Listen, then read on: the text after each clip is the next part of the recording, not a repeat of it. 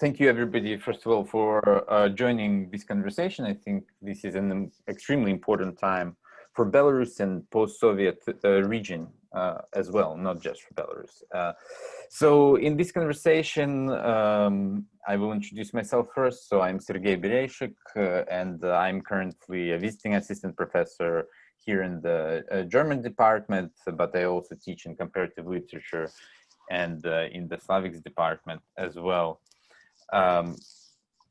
Mitchell Orenstein, who will be moderating this discussion, is a political scientist and currently a department chair of Russian and East European Studies.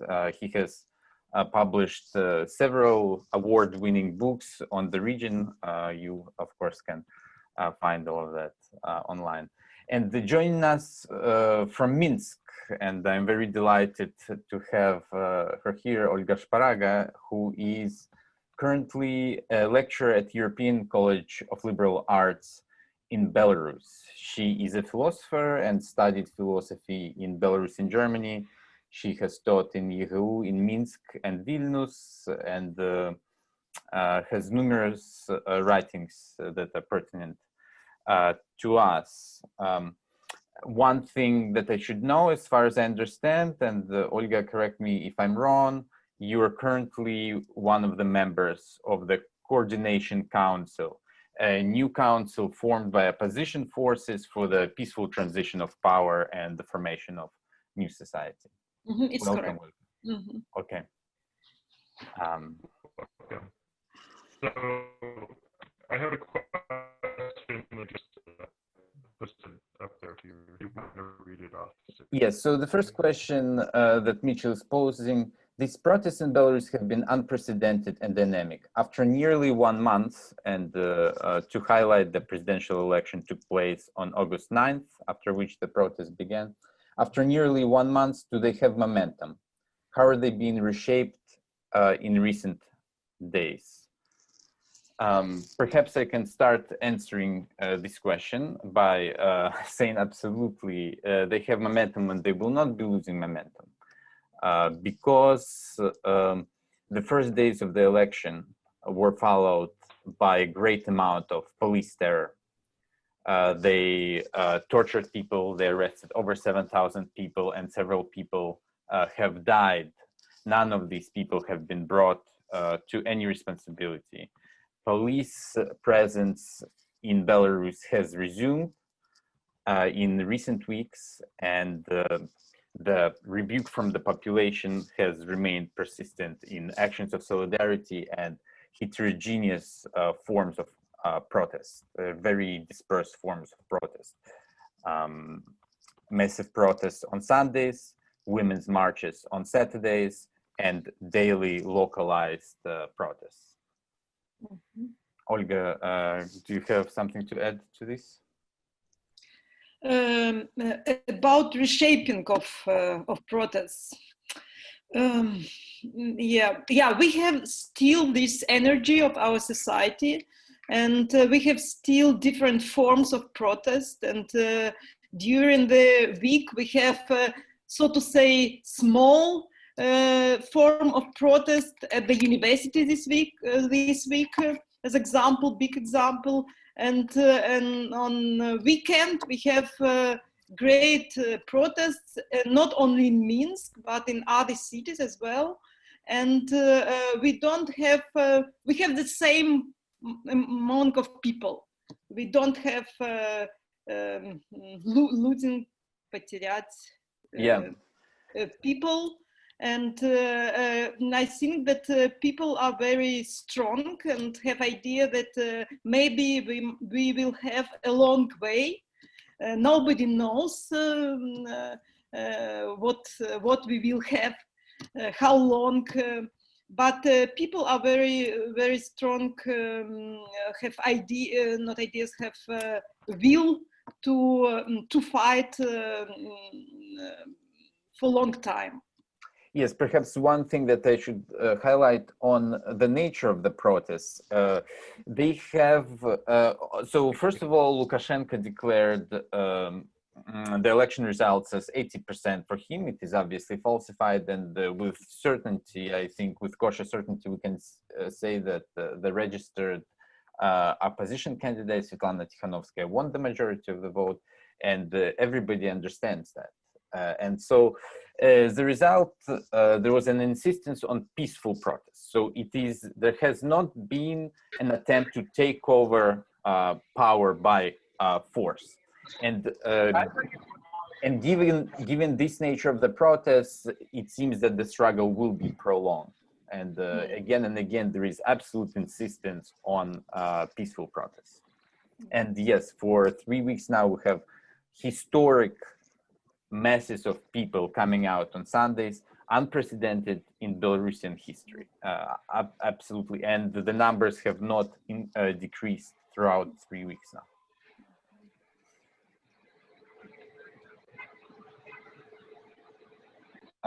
Second question, Mitchell is asking, the protests appear to have gone through different phases. How would you characterize the changes that have taken place? Are there more or fewer strikes, for instance? Why? I can start answering this question, and Olga can supplement because she probably sees this a little bit better from Minsk than I. But first wave of protests, and it was remarkable, they took place all over Belarus in the regions, and this is significant and again unprecedented. In part because of the kind of terror that was unleashed by police, the war crimes that were committed, tortures that have been reported, the deaths that have been recorded, the rebuke of the population was immediate. So the strikes and the walkouts on government factories took place.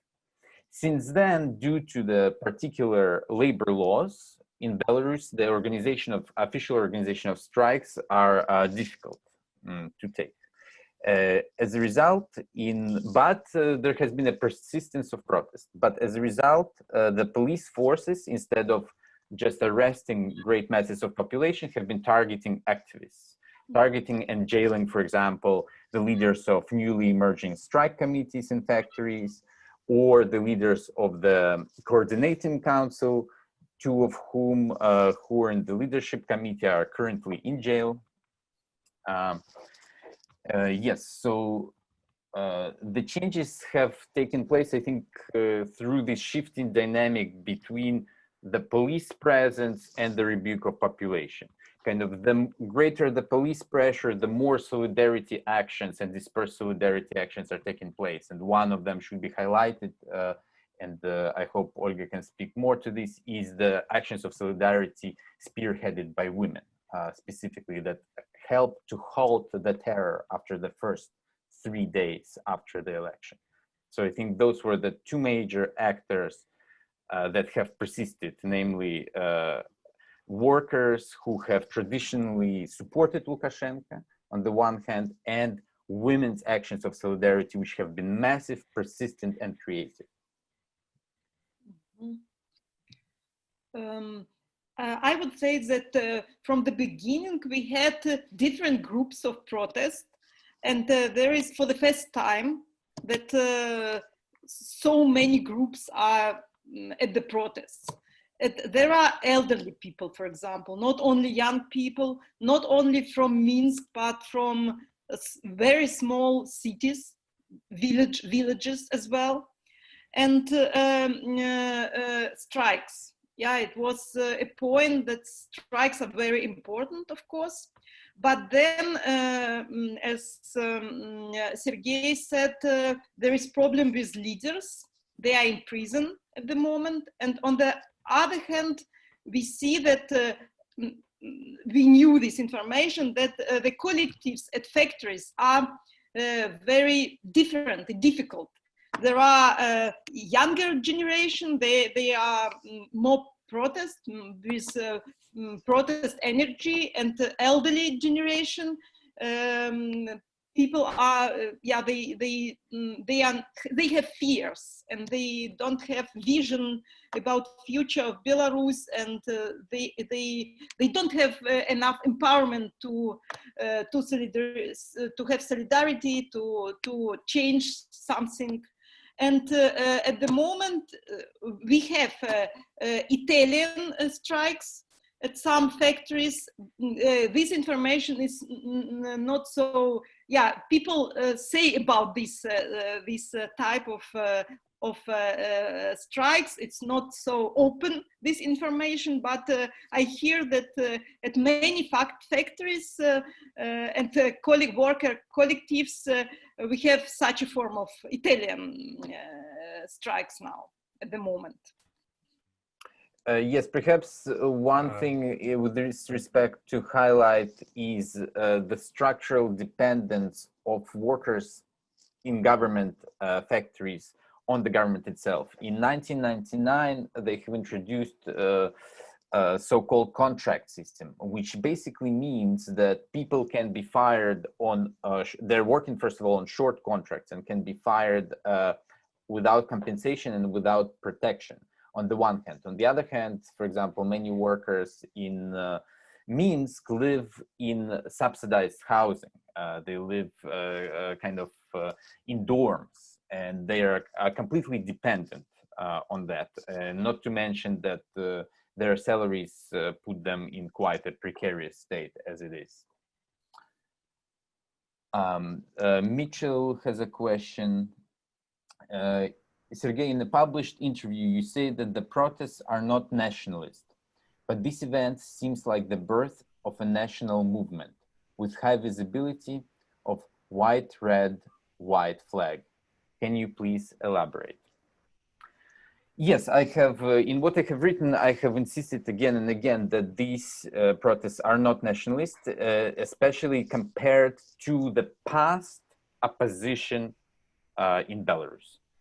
A white, red, and white flag, which is unofficial, currently unofficial flag of Belarus, has become the symbol of the protest. But it is important to emphasize that during the opposition campaign, both flags were accepted, and currently both flags are accepted by the protest movement. It has merely become a kind of a symbol to express solidarity with those who are currently repressed. The kind of stark contrast between nationalism and current movement, nationalism of the past and the current movement is quite evident. In terms of what you ask is the birth of a national movement, Olga has written about a kind of new formation of republicanism. Perhaps you can speak more to that. Republicanism that is not nationalist in nature, but whose inner logic is precisely based on cooperation of civil society. Mm-hmm. Mm-hmm. Yeah, I'm totally agree with this opinion that it's difficult to speak about nation, because we see activization of citizens, and the most important word are law, constitution, and democracy. And our fight is again authoritarian regime and for democracy. And I think that maybe we can speak about nation as political community, but nation is always nation has always this cultural dimension. And if we speak about cultural dimension, we see that we have all symbols, we have all interpretation. We are not against Russia. It was all the time very important for our nationalist issue, this fight against Russia. And women, I think that women are not so important, or they can't be active in this nationalistic logic. And this soft power of our protest, our nationalistic, in the past, our nationalistic forces were all the time about fight not soft forces, and associated with men, with military faces and military persons, and it's classical nationalistic issue. And now we have another image of our revolution, of revolution in progress. And I think that it's more about republic, democracy, than about nationalist in different senses of this word. And just to give one example from pop culture, one of the protest songs is by Kino, by Viktor Tsoi, a Russian musician, Перемен, right, a famous song, We Won't Change. So just to say that one of the major protest songs is in fact Russian.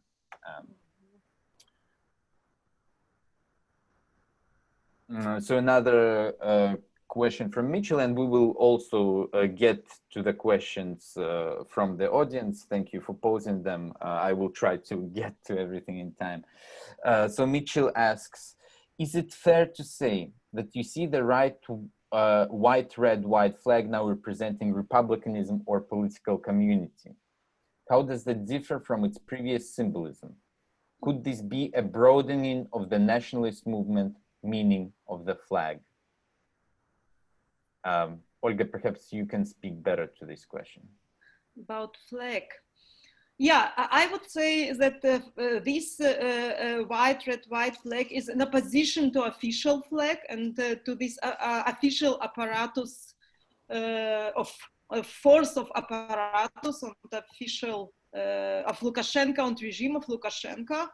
And of course, we have connection with 1918 of Belarusian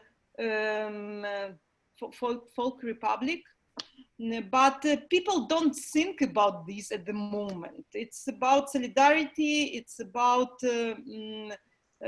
opposition to the state. It's about symbols of community, of another community of citizens, of active people, of people who have solidarity and who fight for solidarity and new Belarus. And I think that this flag is not about past, it's about future, and that because it's not about nation, though in classical sense, I don't know. For me, it's some people don't know about prehistory of this flag. It's the fact as well. They use this flag because other people are using this flag, and then it's a symbol for the group, for community. And let me just add a few illustrations how this protest symbol is being used in everyday localized actions. So just to show what it has become, in part it has become a symbol of protest due to actions of the government and the riot police. What happens is in regions, in neighborhoods, so-called sleeping neighborhoods where there are no few businesses but people mainly live, they just hang giant red and white, white flags outside during the night. During the day, police has to come and take them down. So just this alone, and this is happening all over the city, all over the country, and this kind of the labor of the police tiring them out in a way, and just this symbol alone, just because it provokes such allergy from authorities, is enough to show that here in this neighborhood we have community and we will persist, and so on. So it is often used in this kind of instrumental way of showing community or showing resistance. Okay, there are several questions. There is a question from Valery Yakubovich.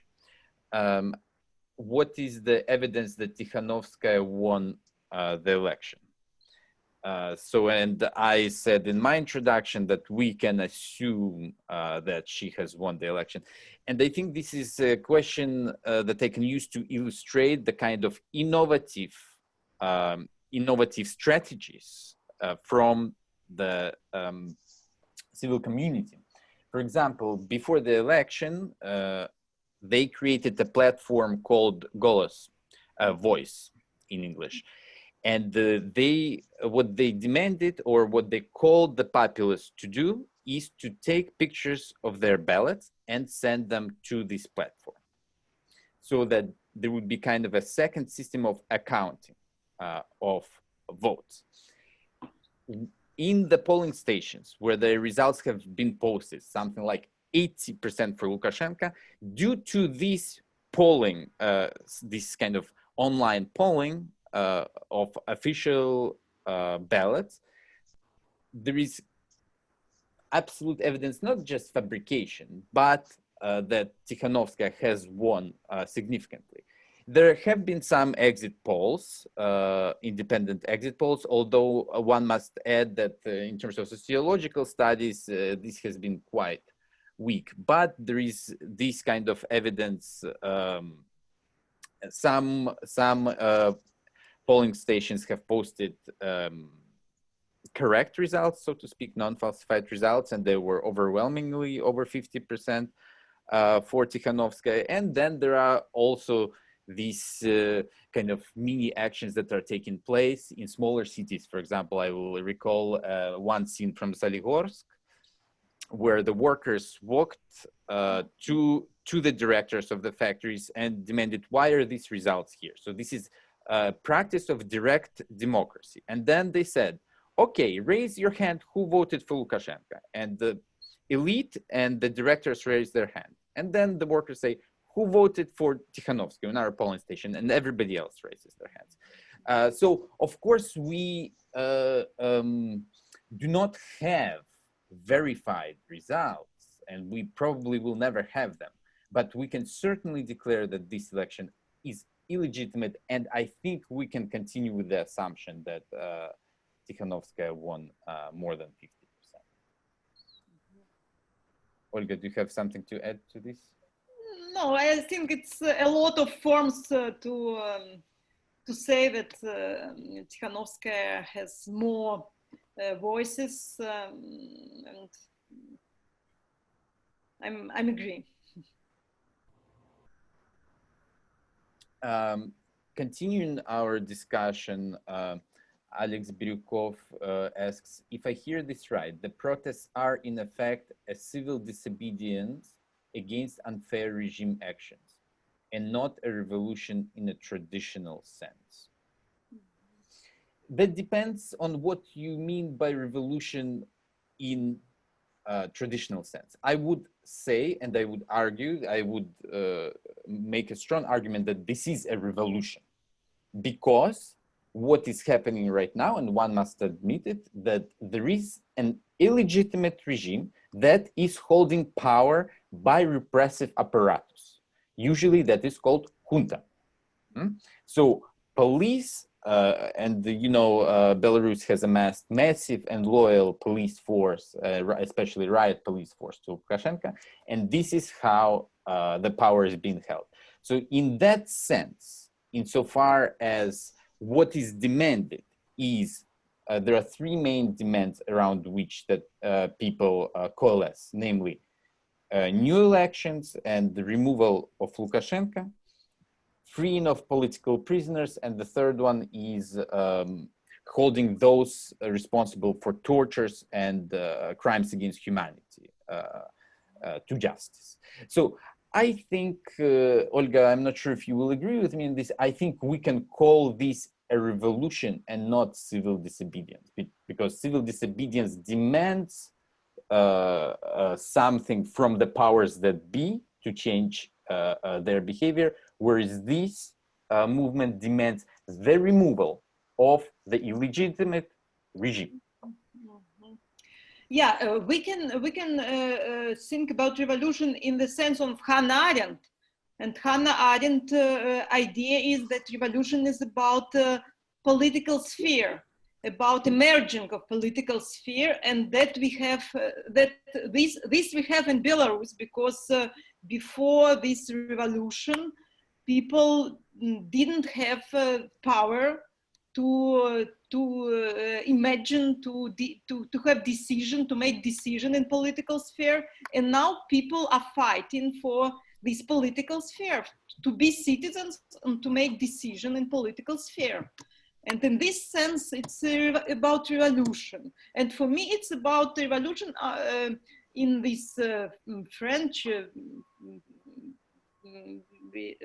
how it is, great French Revolution, because it's about citizens, people in Belarus were subjects, not citizens. And now it's about new sense, and we see that people are reading now constitution, and they try to understand how they can rule, what they can make through different instruments, self-organizations form. And I think that's a new form of political life, of organizing, of rallying, ruling, and organizing of political sphere and of life in different spheres.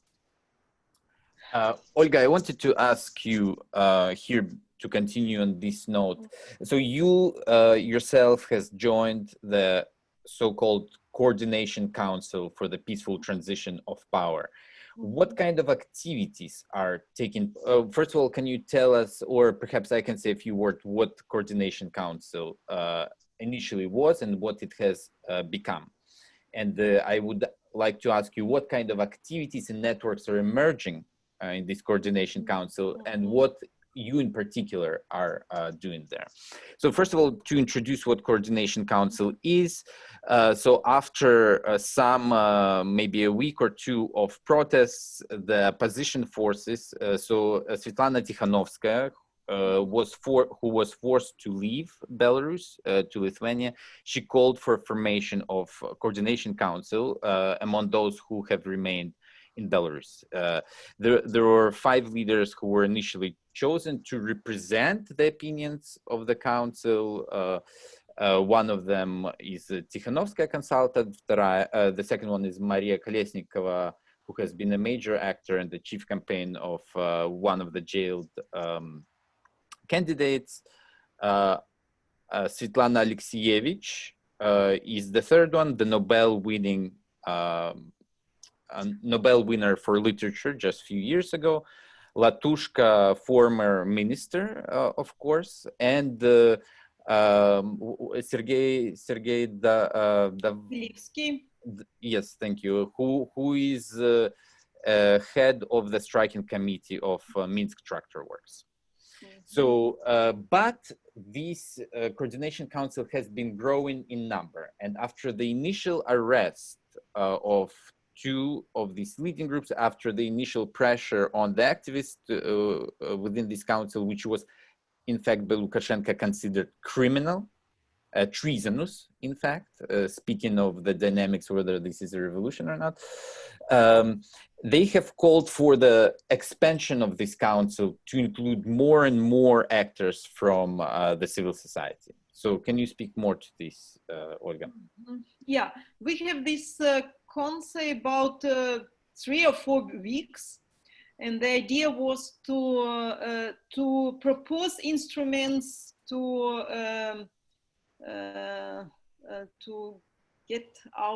go out the crisis, and political crisis first of all. But now we will have economical crisis. We think about this as well. And the idea was that the concept must be horizontal, because it was the idea in this Stab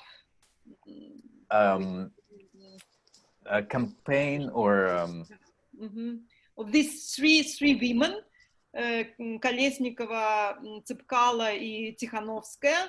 this campaign was horizontal, and then the idea that in Consei it must be a lot of groups, different groups, and it can be 3 economical groups, for example, connecting, but it's very important that people are working.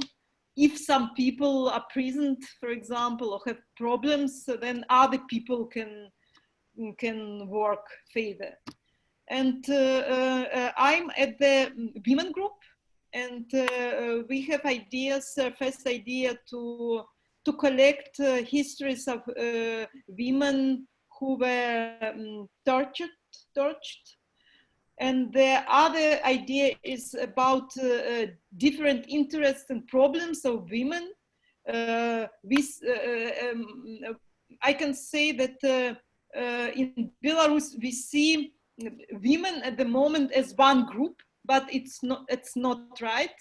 There are different women with different motivations and different problems, interests. And our idea is to understand why women are going to protests and how they can exist at the moment in this difficult situation, and then in the future how we can protect and represent and connect different groups of women. And there are group in the Consei which is working with strikes groups, which is working with regions, and yeah, so different groups, and the idea that we will have more groups, more people, and more instruments. There is about different instruments as well, to connect people with groups of, to connect people in Consei with people in different groups. It's not about coordinating. People have now at the moment in Belarus, I would say, enough coordinating, but we need more connections, and in some, at some point, in some sphere, yeah, more connection, more, some people need help and consultation from different perspectives, but it's support for this horizontal, decentralized movement, I would say. The platform for emerging of new instruments, new ideas, a new form of connecting. Thank you. Yeah, and I think this really highlights the nature of the protest and kind of the potentiality of it as well. Why is it so significant, not only for Belarus, but for post-Soviet sphere entirely? Basically, I think it is providing a new way of leading resistance that is not based on verticality or nationalism or one leader, and creates new forms of resistance that is horizontal, that applies pressure on the system from everywhere, creates many more points of pressure every day. And this is to answer one of the questions, what is the possibility of removing this regime by peaceful means? This is probably the major strategy, to apply as many points of pressure horizontally as possible. There are several questions here in terms of greater geopolitical forces. Namely, Russia is probably the elephant in the room here. So one of the questions is, especially in light of the fact that there are no or almost no anti-Russian sentiments, what is your forecast with respect to Russia's possible interference with military force into the situation of Belarus? So let me first update what has happened already in the recent days. First of all, which was quite significant, workers on state television started walking out and striking. And this is major ideological state apparatus. So what I would like to highlight with this is that Lukashenko lost authority, and his power is only propped by repressive state apparatus. Ideological state apparatus walked out. What happened was Lukashenko imported Russian TV workers to lead the propaganda campaign in Belarus, and often it looks quite ridiculous, and people are making memes out of it because these workers do not quite know the situation and they're using slogans that are not really used. Often it is comical, but nonetheless, it speaks to the fact that Lukashenko is turning to Russia.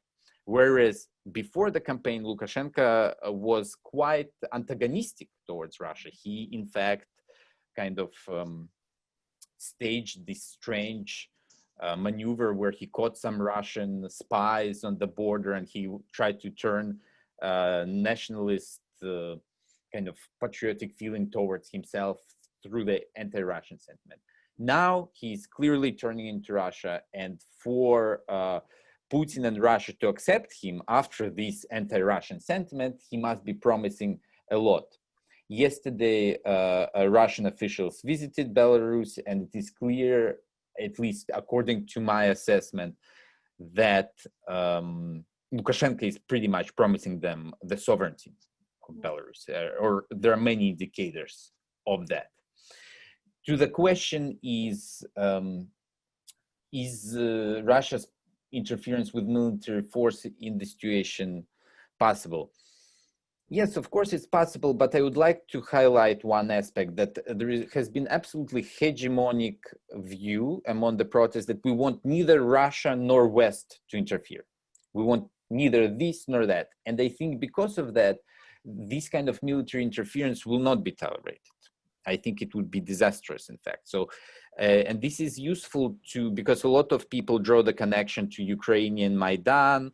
And it is important to draw a line of demarcation, namely on non-nationalist nature of the protest on the one hand, and on the other hand, that the country is not split between East and West, like it was in Ukraine, between pro-Russia or pro-West, whereas here the hegemonic view is neither Russia nor West.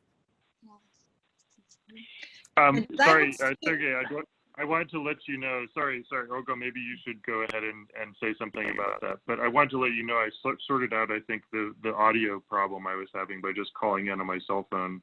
So maybe I'll have a follow-up question to that. Oh, after great. Yeah, we can hear you quite well right now, in fact. Yeah. Okay, so maybe Olga, if you want to respond, and then I'll ask a follow-up to that question. Yeah. My idea was that this idea that it will be Russian military in Belarus, this idea is Lukashenko's idea. And it's Lukashenko protect this idea, represent that idea to bring new fears to Belarusians. And we must understand it's difficult for Belarusians. People have these fears. But I would say that Russia is not necessarily agree with this idea. And with Lukashenko, it's a play between Russia, Lukashenko, European Union, and the situation in Russia is not so easy as well. It can be protests, and history with Navalny is a difficult history as well, connecting with Belarus, with situation in Belarus. And this idea with military forces is, first of all, Lukashenko's idea, not idea from Russia. Can I ask a follow-up kind of to this? Because there's a lot of things going on here, of course. And one of the things is that that there's this poisoning in Russia of Viktor Navalny.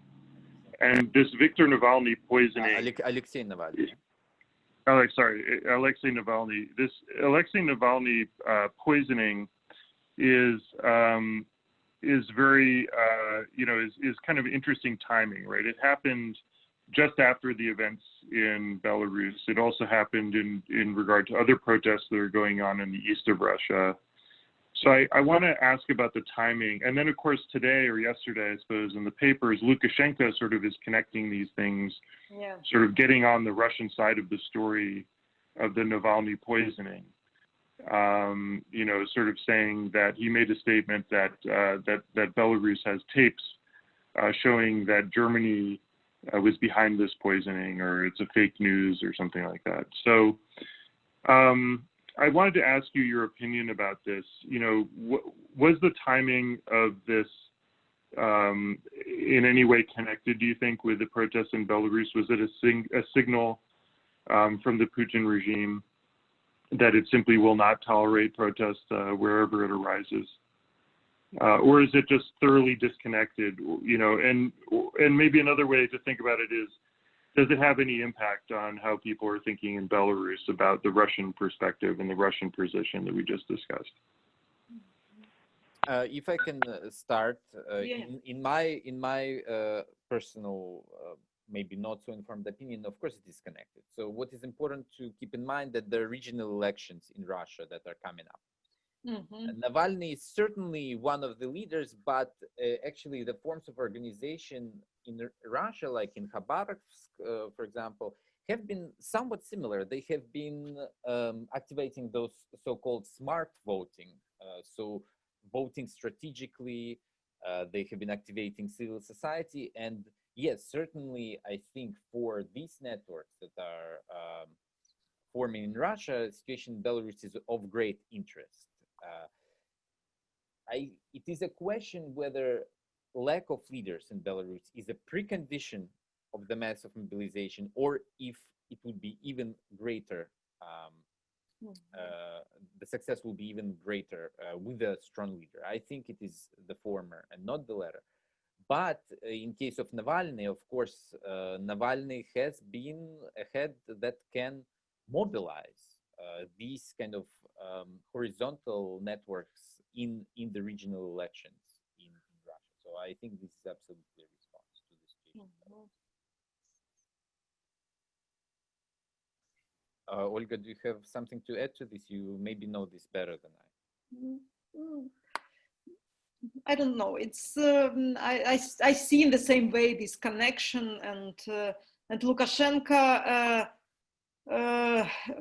try to use the situation as well, and to have the common position with Putin in this situation against Europe. And it's interesting how Putin will interpret this idea of Lukashenko. So following on this question, and maybe we can close with the topic of Russia after this, because there are more things to discuss and there are more questions coming up. How does this is from Josh Weiner. How does the Russian civil population view the protests? Do they believe it's another Western influenced color revolution? I cannot speak for Russian population, but I can say one thing that has been noted in the recent weeks. Since the import of the Russian television workers to Belarus, the programming, the TV programming in Russia and Belarus has been synced. Basically, it has been sending the same message or using the same strategies to devalue the protest or delegitimize the protest. But I cannot speak how greater population in Russia views this. I'm not sure if, Olga, you have some insight into that. I didn't hear the question. How does the Russian population view this protest? Do they view it as another Western influenced color revolution?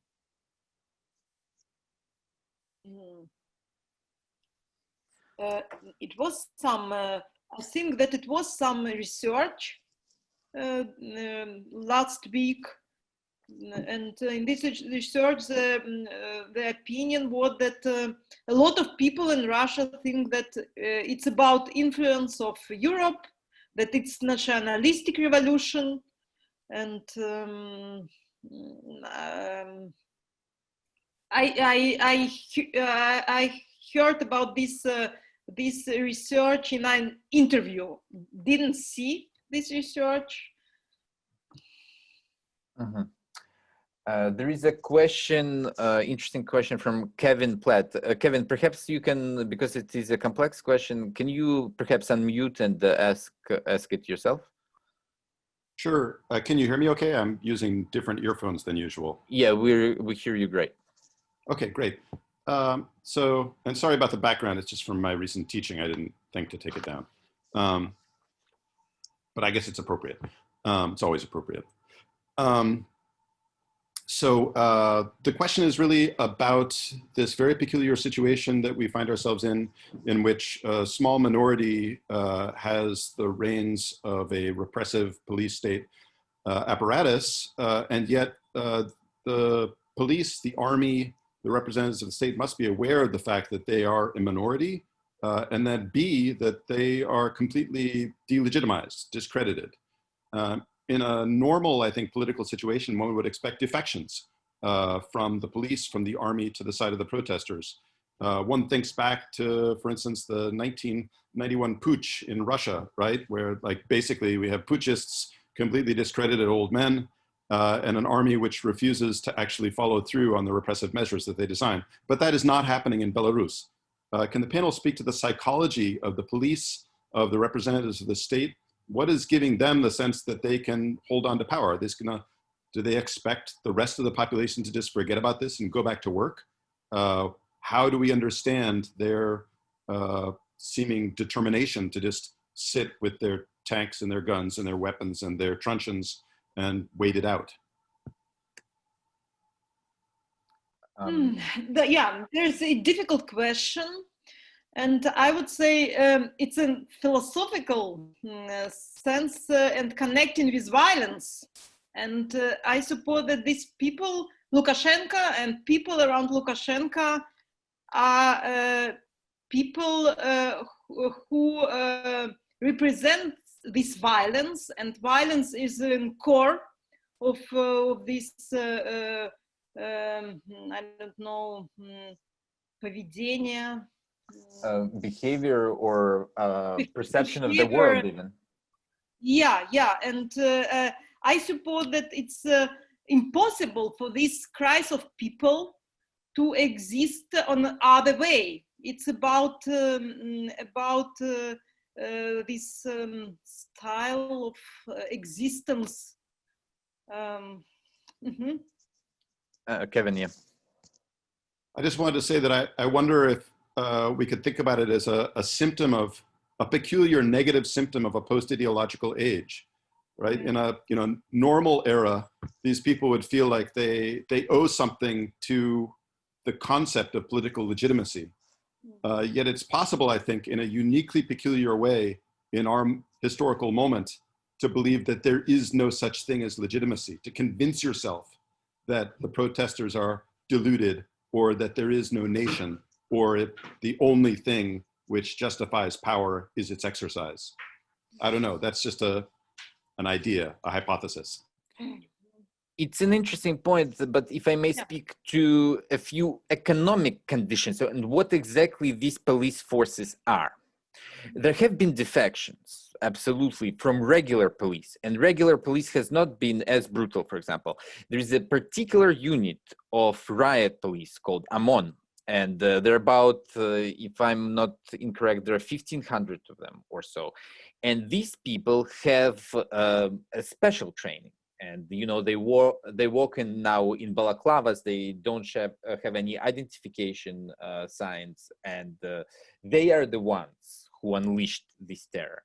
I don't think one can have any hope of defection from them, because now they're also morally tied to these regimes. They are now guilty of crimes against humanity, and they're only, to draw on what Olga previously said, their only way to sustain their life is to make sure this regime does not fall.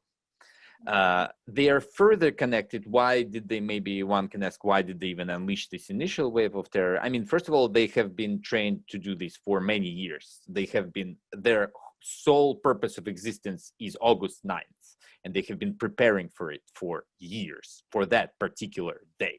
So they have been preparing these tactics for years.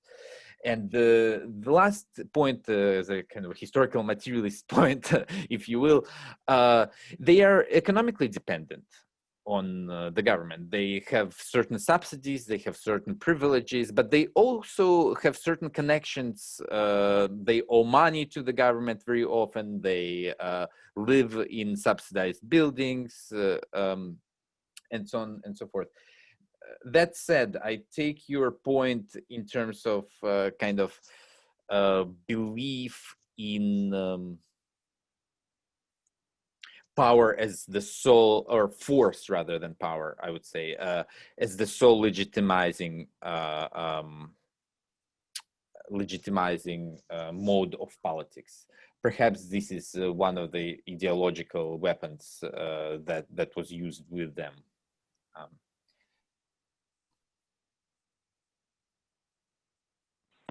Can I ask another question, Sergey? I think Kevin's, if you want to follow up, Kevin has a follow-up by chat, which I think is very worthwhile.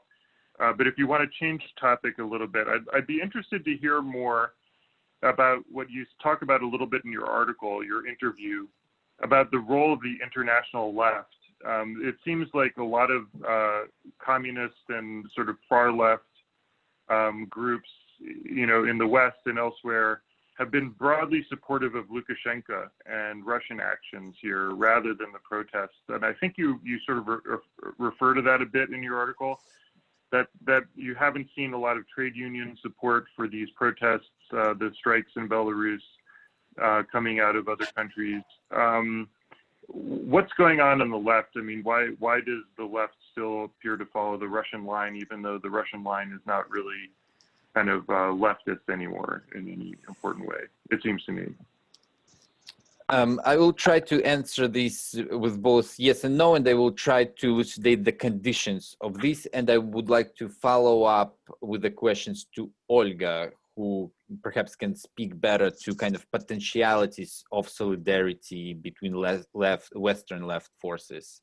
But first of all, let me say that there has been a letter signed by, I believe, 17 communist parties from the Eastern Bloc in support of Lukashenko in extremely Stalinist language. So there is this, first of all, to put on the table. Second of all, in the West, there has been a certain confusion about what Lukashenko is and what his politics are. He has styled himself as socialist or proto-socialist government.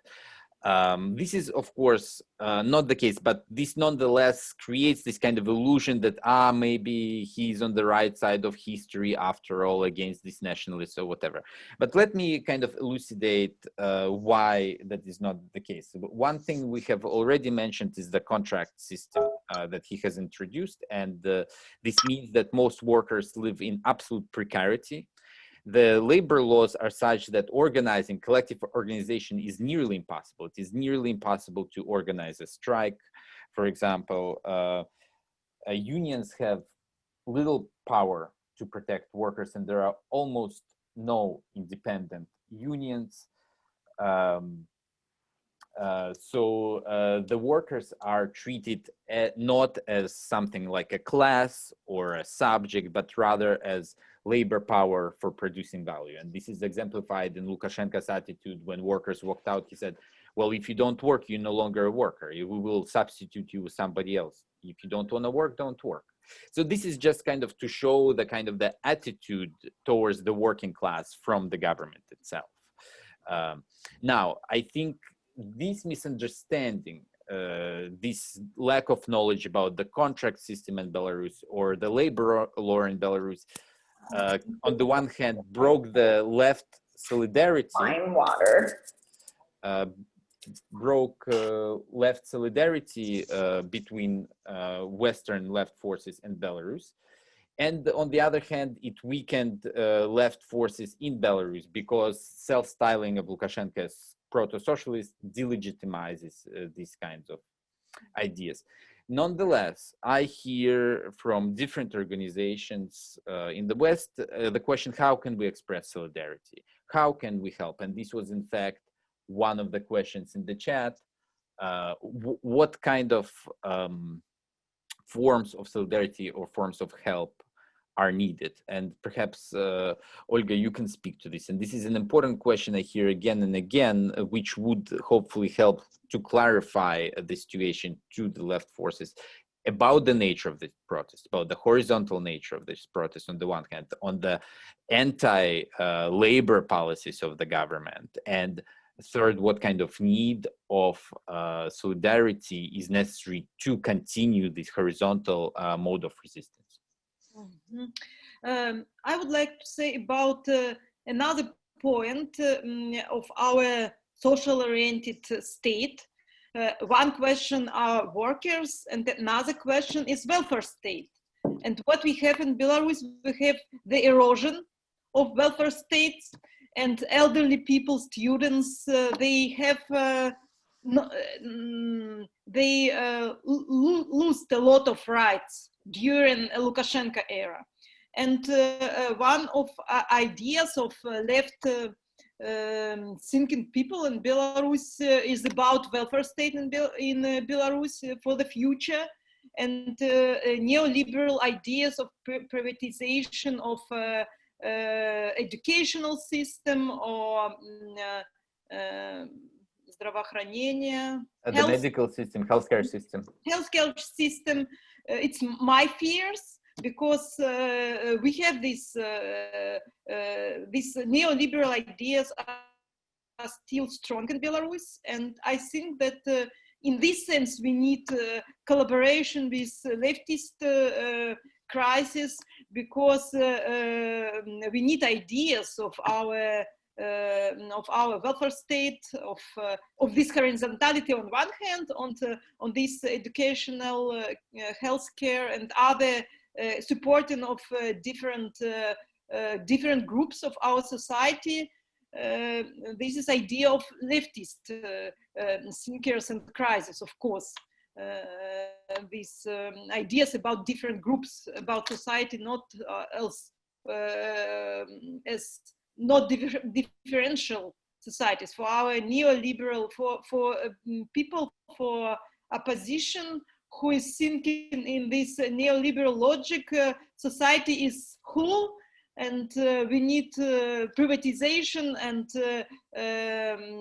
strong men and strong women are the first what we need, and not the different groups with different problems and different interests.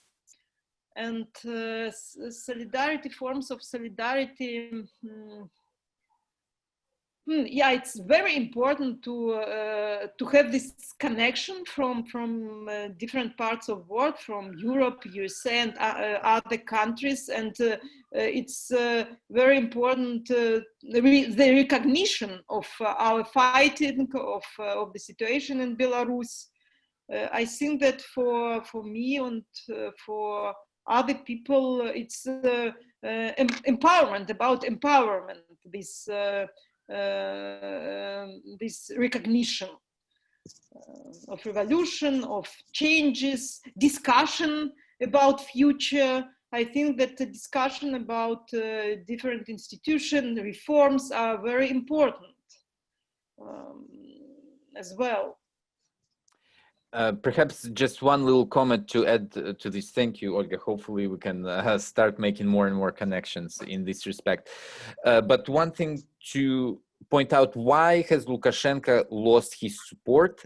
This erosion of welfare state is one major point.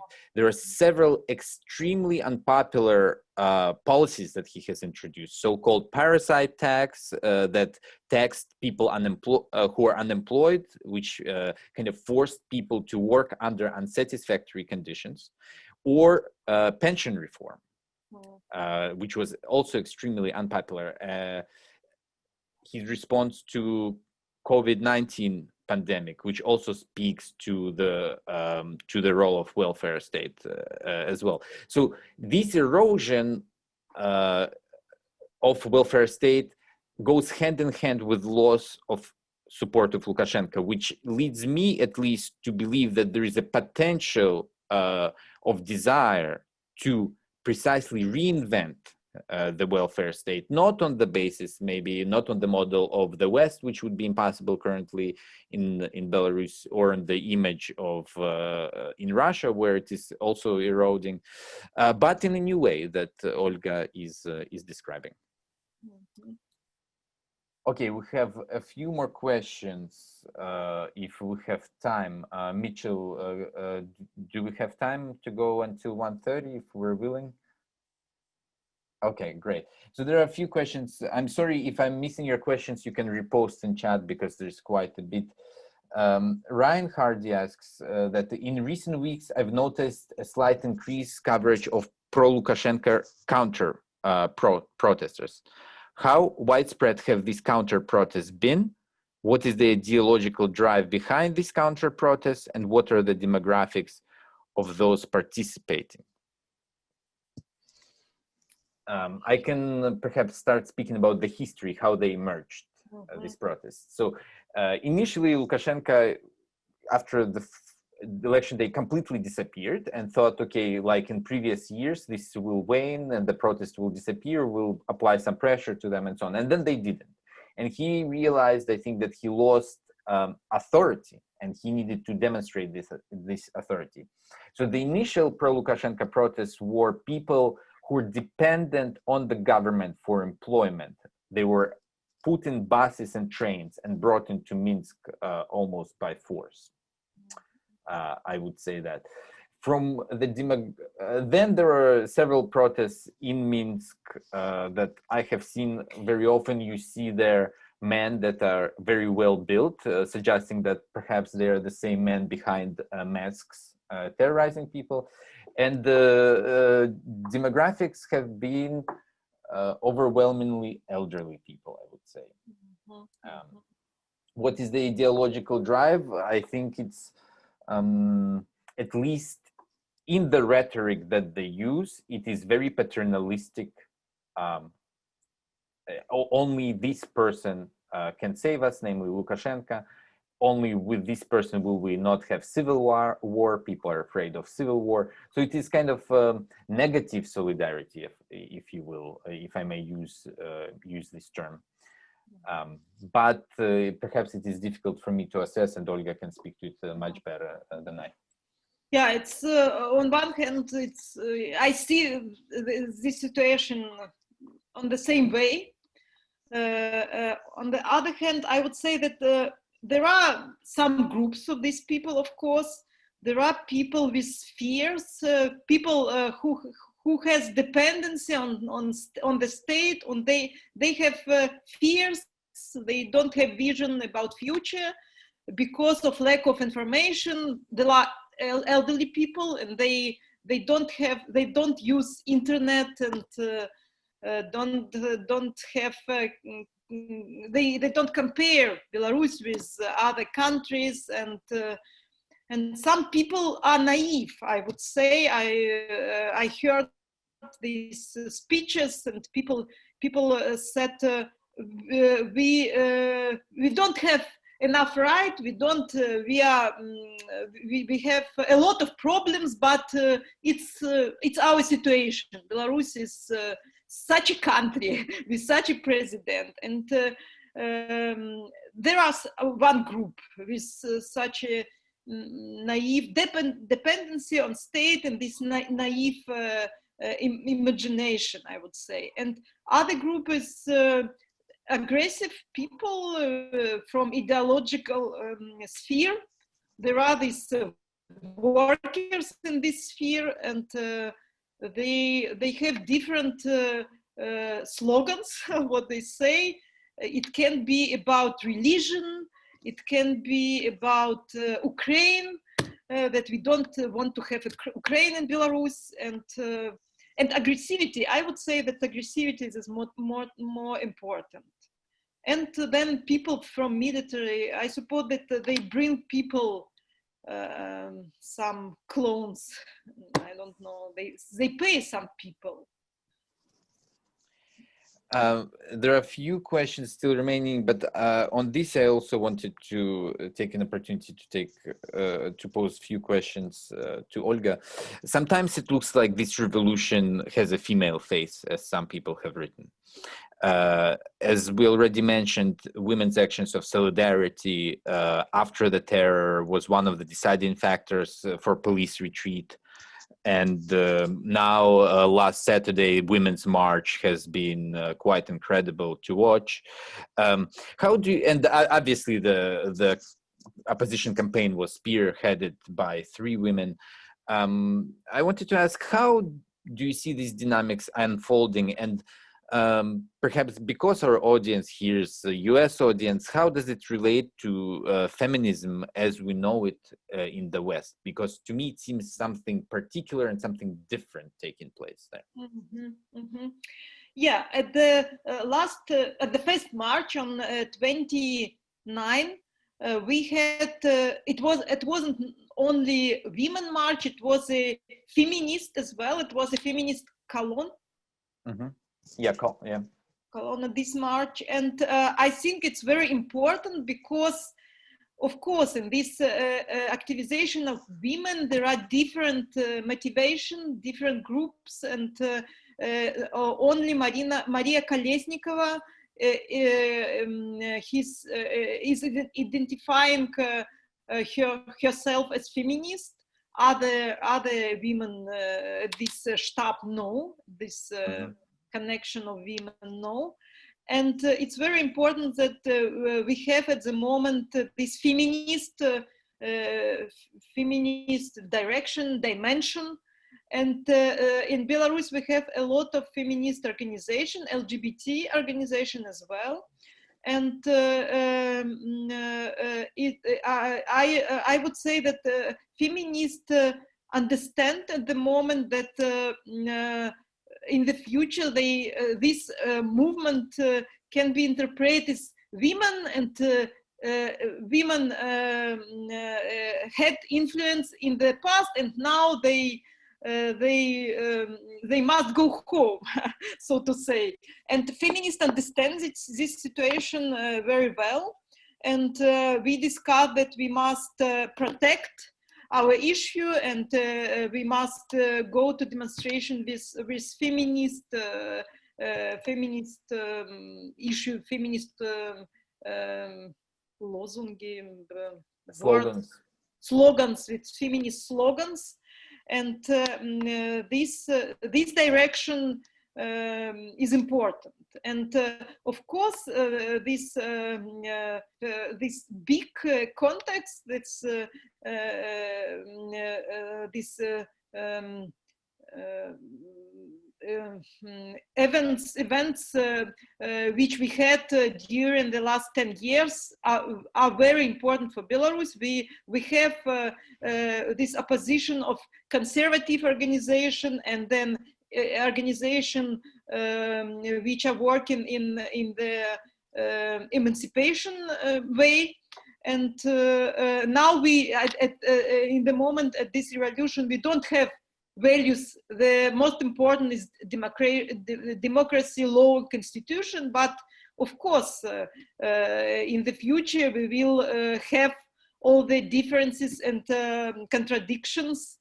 And that because the idea of a lot of women, of feminists, is to analyze, to be active, to speak not only about women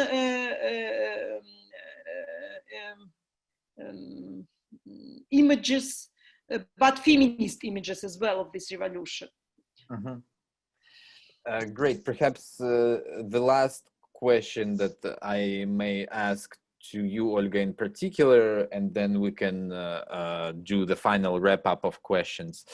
Last question is, because we are here at the University of Pennsylvania, institution of higher education, obviously September 1st, first day of classes, just happened.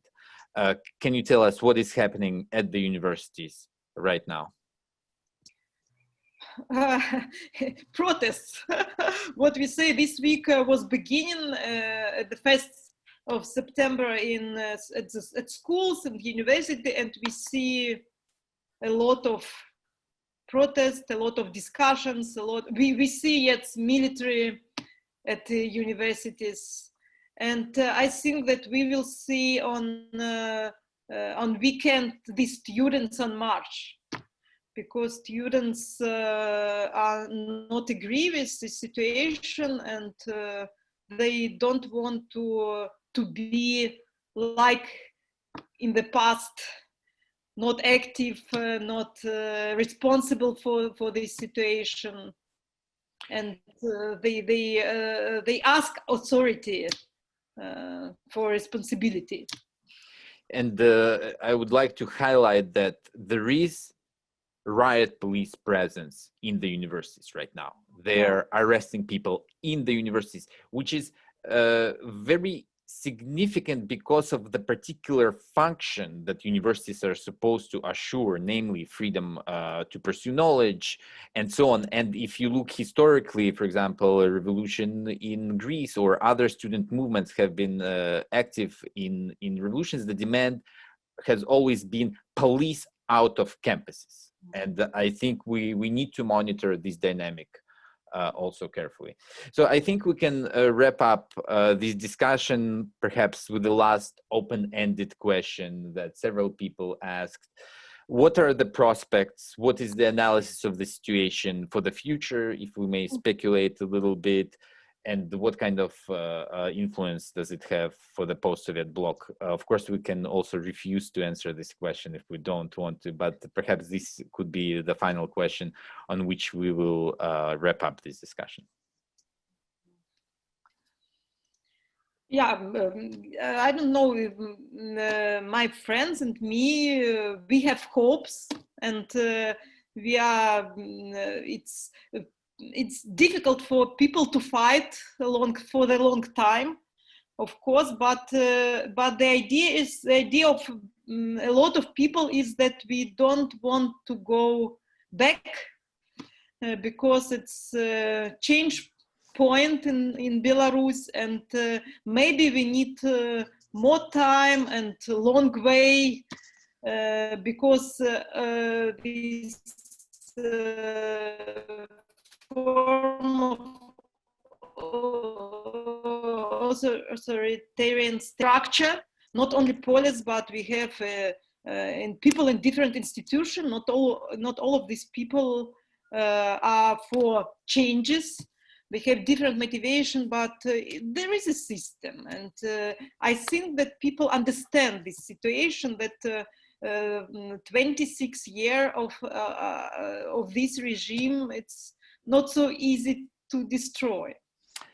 And I think that this horizontally connection, it's not only about protest, but about new imaginary, about new structure. And I think it's very important we see this work on the building of new structure, new forms of self-organization everywhere. And I think it's about future, this structure. From my side, I would agree and would like to emphasize that, at least in my analysis, it does seem like a point of no return. A point where private individuals are becoming political subjects or citizens in the sense of political theory. And from the point of political theory, there is a loss of sovereignty for Lukashenko. And if he can manage to hold on, it would be at the cost of a repressive state apparatus. And that is nearly historically unprecedented. Yes, the struggle may be prolonged, but these aspects of no return, becoming citizens, and loss of sovereignty are important to keep in mind as we analyze an extremely dynamic and changing situation. So with that, unless there are final words, I propose we wrap up. I would like to emphasize that as the situation unfolds, we'll have further discussions. We will organize further discussions here at the University of Pennsylvania on this issue, hoping to highlight and provide a decent analysis of the situation. And with that, I would like to thank Mitchell for organizing and Olga Shparaga for joining us. Special thank you from Minsk. This has been incredibly informative and for me, a productive conversation. Thank you very much.